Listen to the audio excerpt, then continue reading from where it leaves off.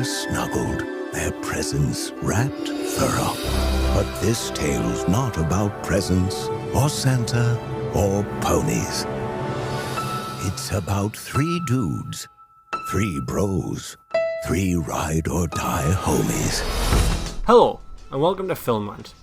So I've just rewatched last year's The Night Before, and something stuck with me as I was watching it. And that was that Seth Rogen now doesn't even have to try to make me like his movies. The Night Before's plot was so basic and utterly empty that it should be terrible, but it isn't. Now, what makes this movie, and Rogen's other movies, better than any average monotonous comedy? Now, when I watch a movie, I often think, who is this for? You know, like Harry Potter's for kids to young adults, The Godfather, young adults to seniors, Mean Girls, pretty much any teenage or young female. Movies generally have an obvious target audience. What I've come to notice with Seth Rogen is that his films don't seem to have a target audience, and I wanted to make a video on why this aspect of his filmmaking is very important. I could be completely misunderstanding his motivations and intentions, but I just want to spitball some ideas. This is also my first ever video essay, so forgive me if I go a little bit off track. I'm new at this shit. Firstly, let me explain to some of you who may not know who Seth Rogen is. He's this sexy bastard. At the age of 14, he and best friend Evan Goldberg wrote the first script for Superbad, which is one of the most critically acclaimed comedy movies of the early 2000s, and is a personal favourite of mine. Professionally, Seth started his acting career in the TV show Freaks and Geeks, created by Judd Apatow. Now this is where Seth's life really began. It was on Freaks and Geeks he met Judd Apatow, James Franco, Jason Segel and Lizzie Kaplan.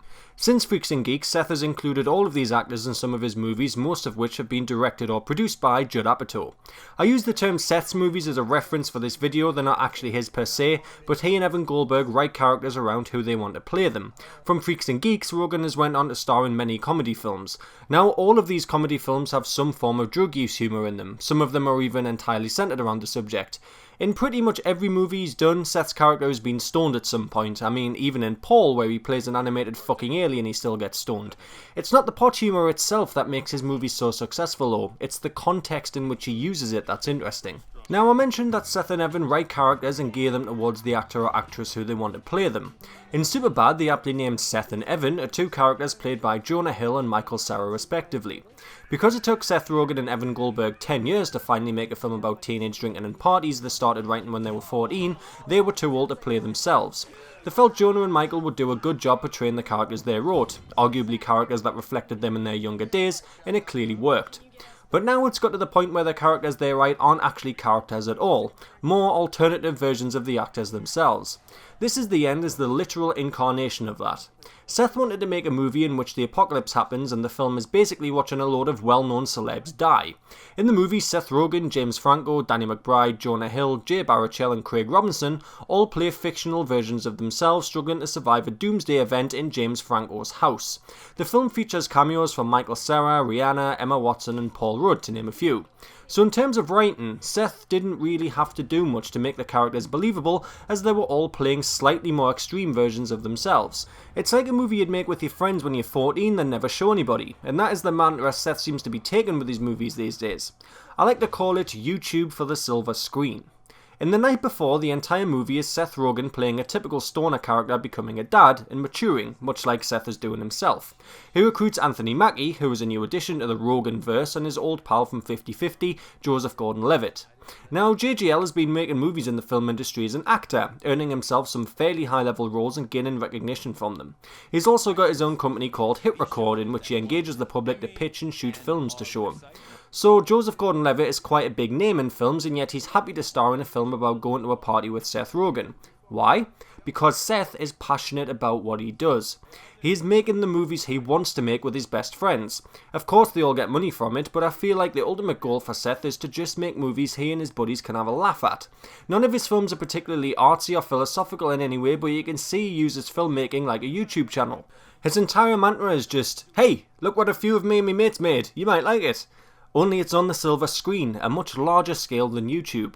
So when Seth says to JGL, here, do you fancy giving your professional career a break and coming to make a mint film with me and the lads?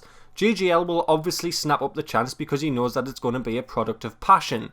It's this approach to filmmaking that makes Seth Rogen's movies worth talking about. The same type of outlook can also be said of James Franco. As I mentioned earlier, Franco and Rogen have been best buds for years. Back maybe 10-15 years ago, if you hadn't seen Freaks and Geeks, you'd never put the pair together. Why? Seth Rogen was making lots of teen comedy movies such as Superbad, Knocked Up and The 40-Year-Old Virgin. Seth seemed to only stick to one role. Franco, on the other hand, was trying various different routes in his acting career.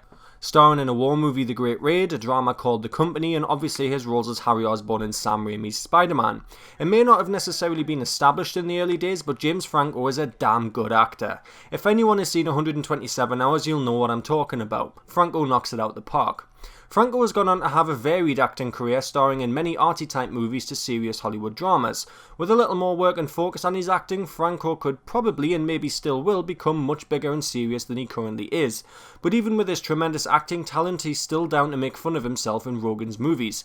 Rogen nearly always casts Franco as a bit of a twat. In Knocked Up, he plays himself and is kind of a dick on a news show. Fuck.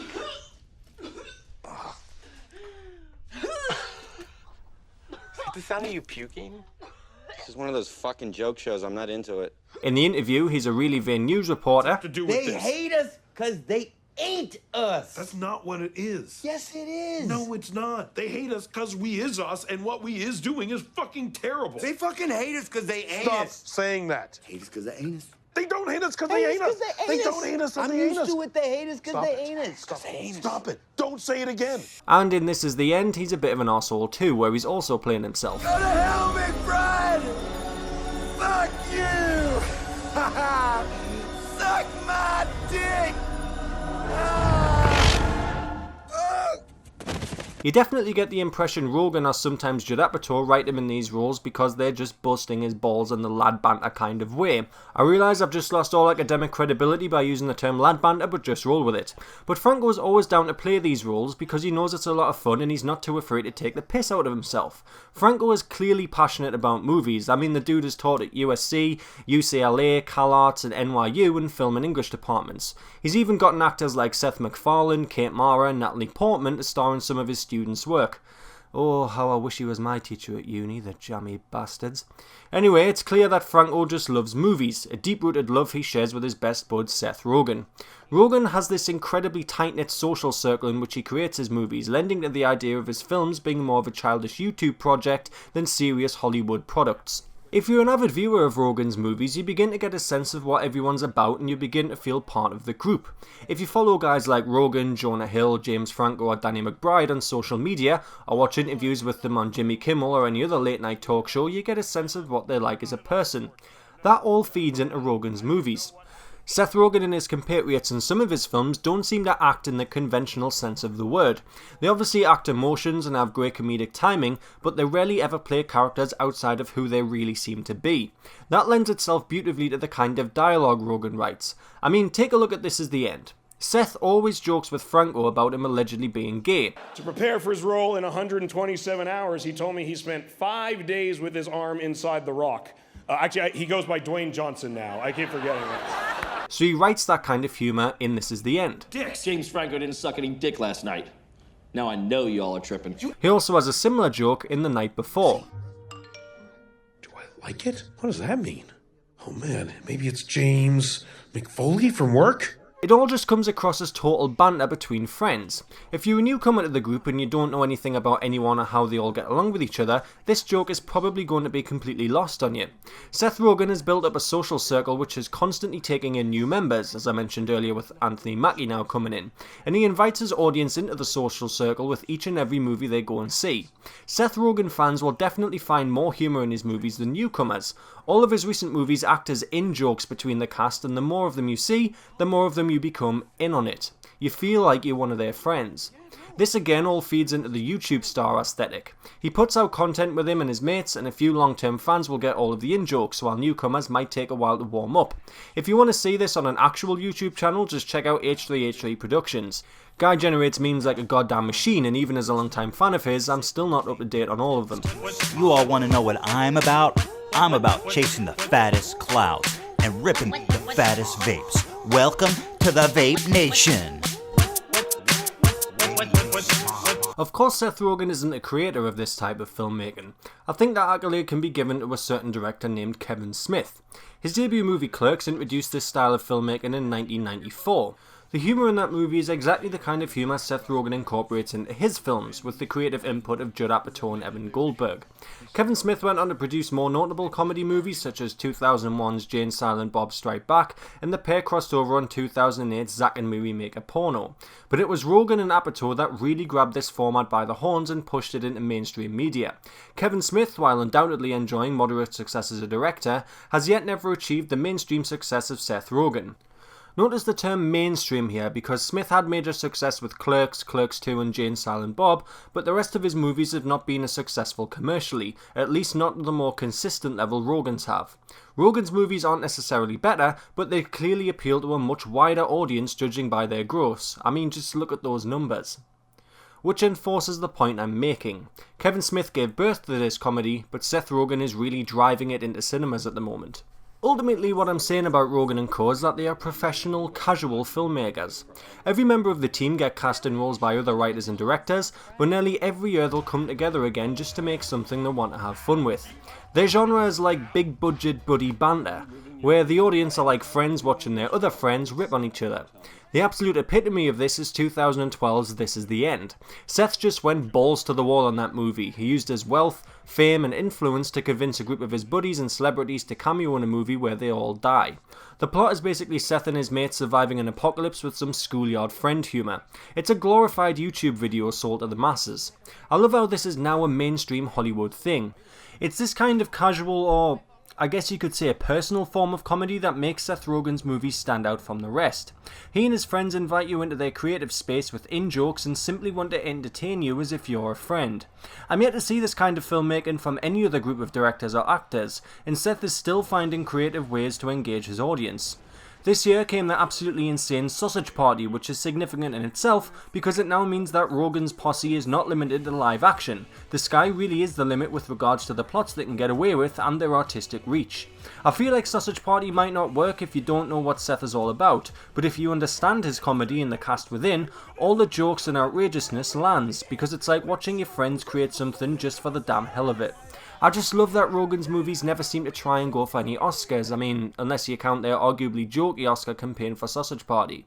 I also like that to a certain extent, they never try to target a specific demographic.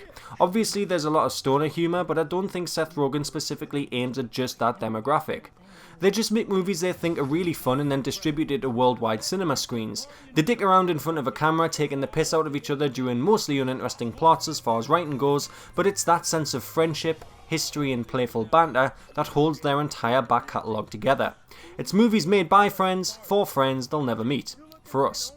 Rogen has initiated a comedic renaissance in Hollywood comedy which has undoubtedly gained traction because of YouTube video culture. If I want to see a group of guys I really enjoy watching roast each other and have fun for your entertainment, I can go to YouTube and watch someone like H3H3, or I can go to my local cinema and watch it done with a much bigger budget by a hilarious group of famous friends. I hope this style of filmmaking continues, and I really can't wait to see what Point Grey, Seth Rogen and Evan Goldberg's production company, comes up with next. Well, that was my first video essay. I hope you guys liked it. If you want to see more of these, then please leave a like and a comment below with some ideas. If you didn't like it, then leave a dislike and tell me what I could improve. I appreciate this might not have been structured very well and I may have rambled in some places, but I can only get better, right? Thanks for watching, and I'll see you next time on Film Rant.